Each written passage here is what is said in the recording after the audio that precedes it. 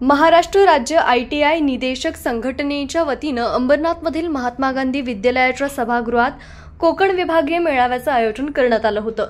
या कार्यक्रमाला प्रमुख पाहुणे म्हणून कौशल्य विकास मंत्री मंगल प्रभात लोढा, शिक्षक आमदार ज्ञानेश्वर म्हात्रे, अंबरनाथचे आमदार डॉ. बालाजी किणीकर, ITI निदेशक संघटनेचे अध्यक्ष महादेव माळी, राज्य उपाध्यक्ष विनोद पाटील, अंबरनाथ शाखेचे अध्यक्ष संतोष सावंत, प्रदीप अहिरे, जयंत पाटील, दीपक चौधरी उपस्थित होते।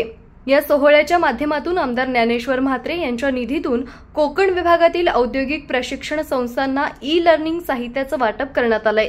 यावेळी महाराष्ट्र राज्य ITI निदेशक संघटनेच्या विविध मागण्यांचं पत्रही मंत्री मंगल प्रभात लोढा यांना देण्यात आलंय। येत्या 3 ऑक्टोबरला संघटनेच्या सदस्यांसोबत तातडीची बैठक घेऊन या मागण्यांवर निर्णय घेण्याचं आश्वासन यावेळी मंगल प्रभात लोढा यांनी दिलंय। एकमत न्यूज, अंबरनाथ। निमंत्रणवर ITIचे पूर्ण ITI संस्थान जे डायरेक्टर संस्थान आहे त्यांचे सर्व महाराष्ट्र पदाधिकारी ते जमले होते। विशेष करून कोकणचे लोक होते।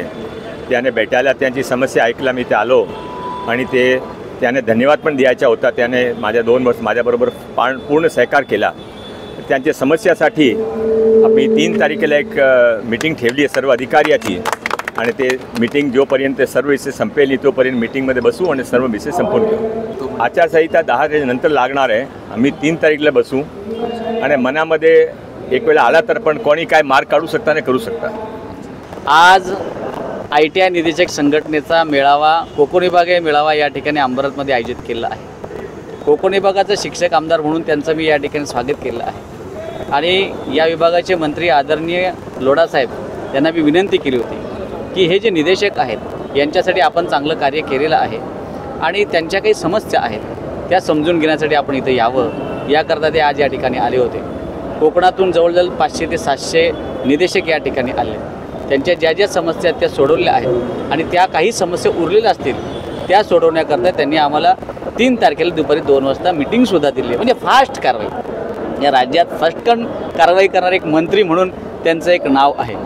त्यांनी ITIची काही नावं त्या ठिकाणी सुचवली आहेत की ITIने काही क्रांतीवीरांची, काही थोर समाजसुधारकांची नावं देण्यासंदर्भात त्यांनी सुचवलेलं आहे। त्याकरता या विभागाचे आपले आमदार बालाजी किणीकर साहेब असतील, पतोरे साहेब असतील आणि खासदार श्रीकांतजी साहेब असतील, श्रीकांत शिंदे साहेब असतील, यांच्याशी चर्चा करून एक नाव त्यांना द्यायचं आहे। तर ते नाव आपण त्यांना देऊ। त्याचं पत्र दिले की आम्ही जे नाव देऊ ते फक्त तुम्ही त्या ठिकाणी घ्यावं। तर ते त्यांच्याशी सगळ्यांशी डिस्कस करून एक नाव जर आज संध्याकाळपर्यंत आम्ही देणार, जेणेकरून ITI अंबरनाथला एक चांगल्या क्रांतीवीराचं नाव दिलं जाईल, याकरता आमचा प्रयत्न राहणार आहे। त्याचं ते पत्र होतं। त्या ज्या मागण्या आहेत, RR म्हणजे काय की हे जे ITIचे निदेशक शिक्षक आहेत यांना क्लास 2 ऑफिसरपर्यंत जाण्याची संधीच नव्हती।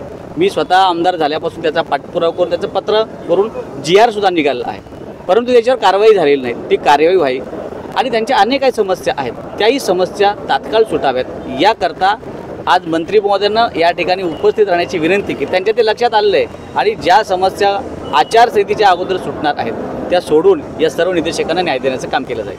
डिजिटल बातमीदारीच्या युगात अल्पावधीतच नावारूपाला आलेल्या आणि लाखो प्रेक्षकांच्या पसंतीस उतरलेल्या एकमत न्यूज चॅनलला इंस्टाग्राम आणि फेसबुकवर फॉलो करा आणि यूट्यूब चॅनलला सबस्क्राईब करा।